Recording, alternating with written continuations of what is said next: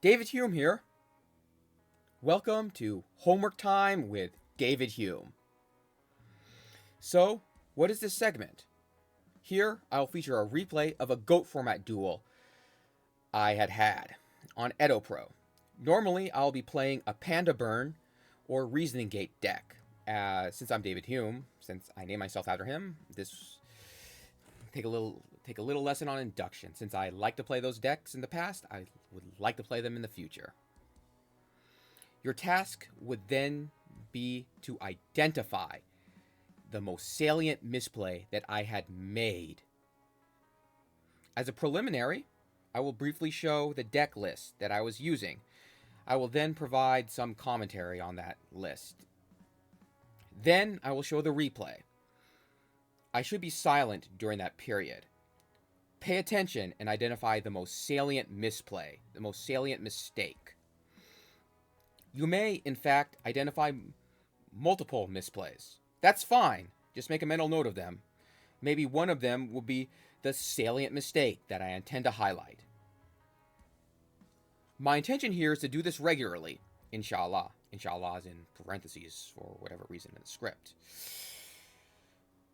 My intention is for this to be a vehicle to popularize Reasoning Gate and Panda Burn decks. We intend to understand the win conditions of these decks and the obstacles they will commonly encounter. You will encounter novel and concrete game states where you should assess your strategic priorities and formulate appropriate tactics. Novel and concrete. We're dealing with particular game states. Every duel is different. You want to identify the correct move in a particular situation. We're not theorizing, we're not being abstract. We are trying to find a solution for a given concrete scenario. Avoiding mistakes by properly executing your plays will facilitate you achieving your win condition. Executing and win condition. Needless to say, making the correct move will not ensure victory. But a well-played game should be a source of satisfaction, even if you lose.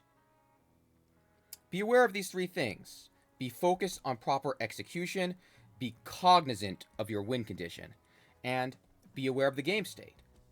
If we are aware of these things, we can know whether a mistake had been made and why that misplay is a mistake. The psychological reason that I did this is, misplays are a source of pain, of dissatisfaction, because you could have done something different. If you're playing a GOAT format duel, you are responsible for the plays you made, not for what your opponent drew, but you should just play best with whatever. You should understand your deck and make the proper plays. And you're responsible for learning how your deck works and how your opponent's decks works and the interactions between them. And make plays that have a positive expected value. And if you do that, if you play your best, even if you lose, you should be satisfied. If your opponent's competent and has that same mentality, they're trying to achieve the same thing. But if this is competitive, and one of you is going to have to lose. But if you lose, you could at least be satisfied about the plays you made and knowing that you played your best. So, why did I call this segment Homework Time? For myself, I was a graduate student in philosophy. That was a very fun period in my life, and I thrived in my program because I did the homework and I was good at philosophy.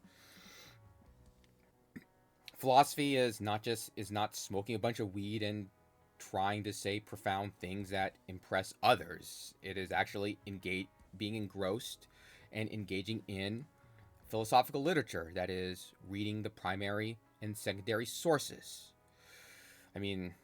Briefly, two goals in philosophy. The first goal is to gain a broad understanding of various philosophical positions.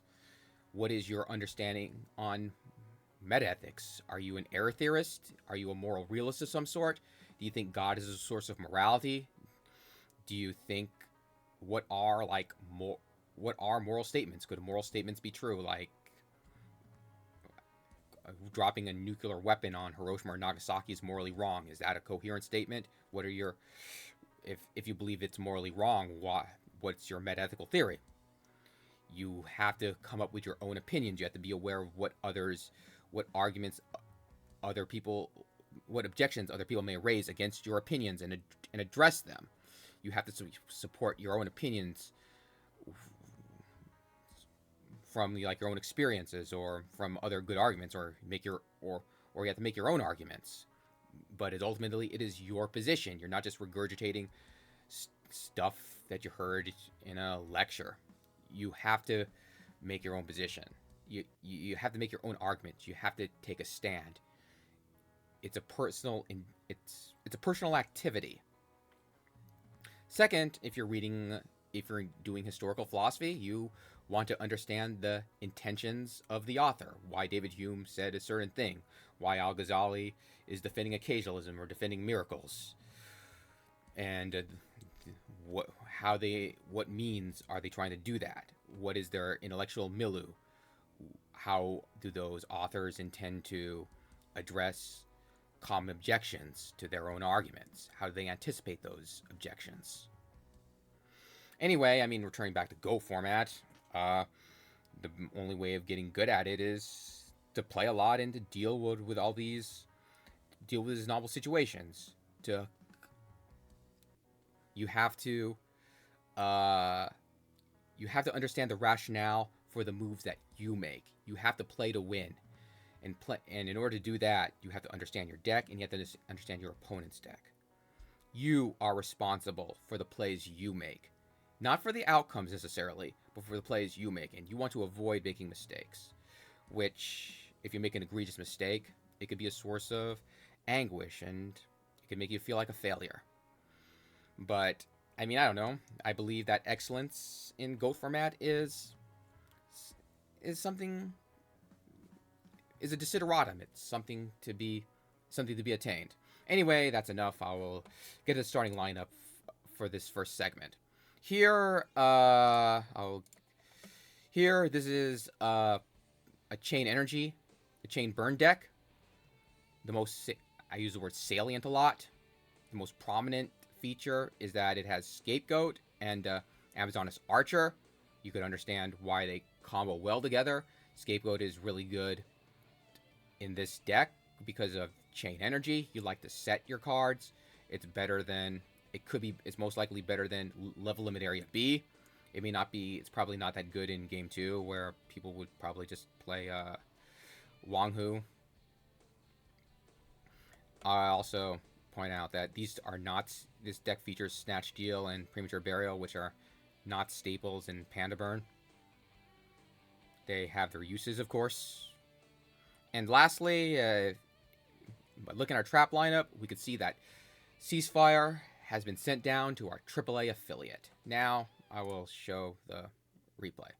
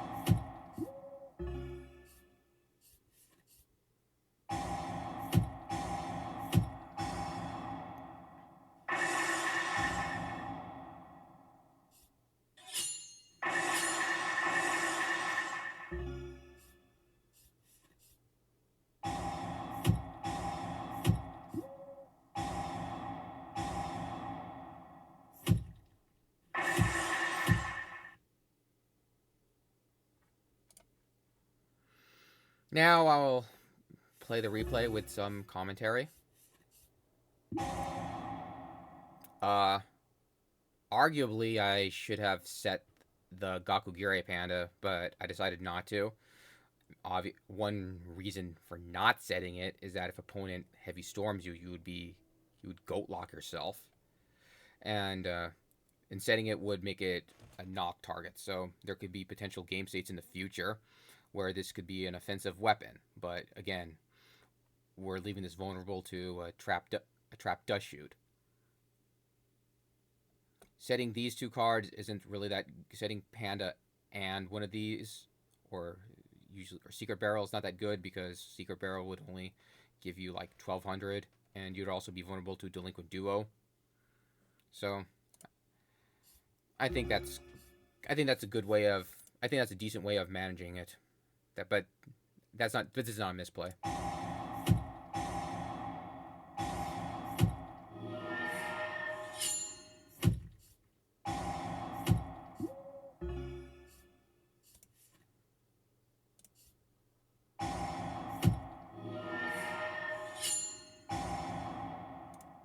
Here, I just want to point out that one merit of Scapegoat is that it allows you to be aggressive with Injection Fairy Lily, because if opponent has Snatch Steal or Brain Control, which we could see that opponent does not have that, it allows us to defend ourselves. Level Limit Area B obviously would not work against a Stolen Lily because it's level 3, I guess.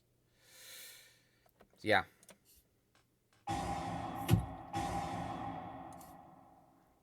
Arguably, opponent most likely didn't have Duo because it would have been played on their first turn. So if I set that, but it'll still be, what is it?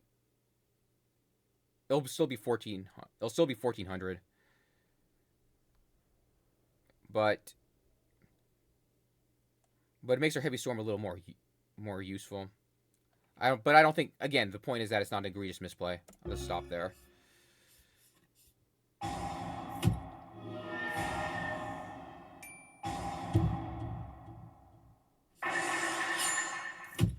I could activate the Scapegoat.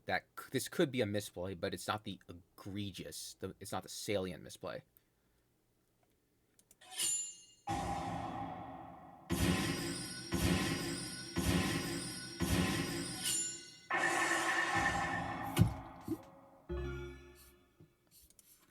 I drew Chain Energy, and this is the turn where I make the most egregious, where I make the most salient misplay. This is the topic. This is the misplay. This is the highlight of the video. This is the raison d'etre. This is why I made it. As you could see, I am committing my resources to the board.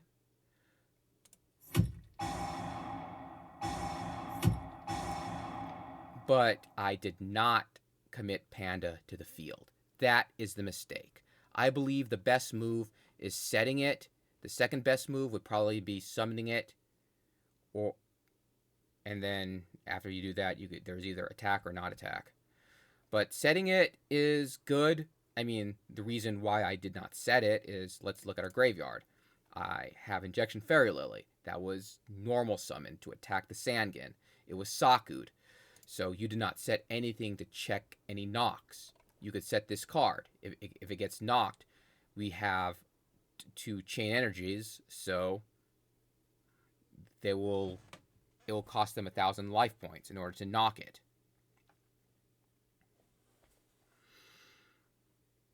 And the reward is, what if, yeah, there's a punishment. You set it, it gets knocked, but what's the reward? You have an attacker. You have an attacker. If opponent sets a card or summons another monster, you have a 2,300 point attacker that could attack under level limit area B.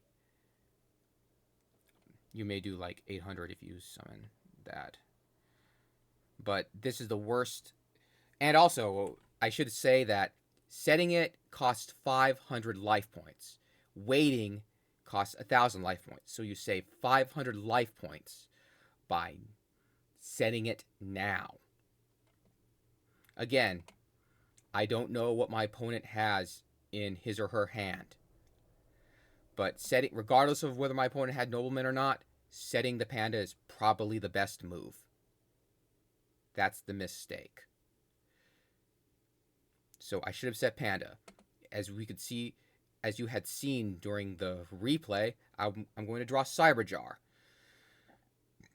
If I set panda here, the next play for me would just be to set the Cyberjar. So what is the best case scenario of keeping the panda? The best case scenario is that my opponent would like set another card and not attack, and I draw Trinade and then summon panda and then get a free shot and then set all these other cards. But I left this in my hand. I did not commit it to the field. So again, the reward, if opponent doesn't have knock, if this card is not destroyed, I would have an attacker instead of drawing Cyberjar and having to pick whether to set Cyberjar or commit panda to the field. So I'll just play this.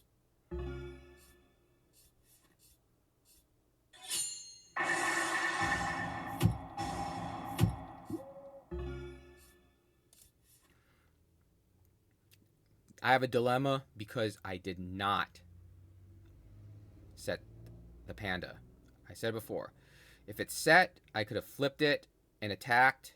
Well, the breaker is the most obvious. Breaker guarantees 1300, so my opponent would be at, 32, and then you have secret barrel, so if your opponent plays cards, you've effectively locked them. Opponent has Ring of Destruction. I don't know if we should consider that as a part of our calculus in the hypothetical situation where this is on the field, but in that case, opponent would, if this was set and then you flipped it, you could take the safe option and attack for, I have a broken record. But if it's ringed, your opponent would be at 23. You have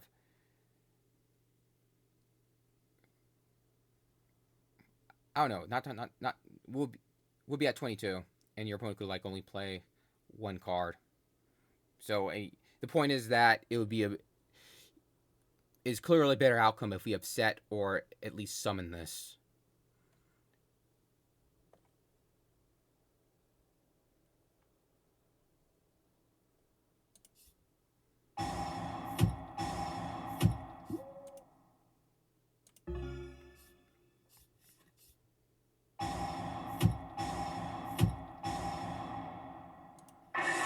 They drew it. It's irrelevant.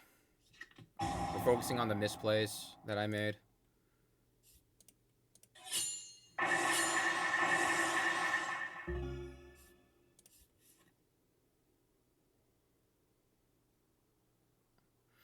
Here I could either summon panda, which I think my opponent just rings the... Yeah, ringing this for game. It's the safest option for opponent. Maybe I should have set the Cyberjar, given the past game states, but this is not... This is arguably a misplay, but it's not the salient misplay that I intend to highlight. So yeah, I summon panda, opponent's just going to ring breaker for game. And this is not enough. Opponent survives with 100 life points. I'm just going to go play this out.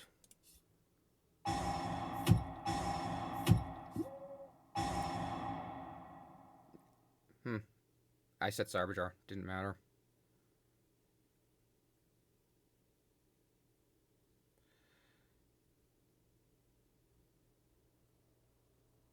I guess the point is, I have 1,500. Opponent is doing 1,600 to me, so the 500 life points I would have saved by setting panda would have also made a difference. That's lastly what I wanted to point out. I think I made my points. Thank you for watching. I hope you watch other videos again. If you don't watch my other videos, I'm going to go to your house and I'm going to stab you with an Oldowan chopper. Unfortunately, I can't burn down your house because of that. But anyway, Well, as Nurse Joy would say, I hope to see you again. I hope to see you soon.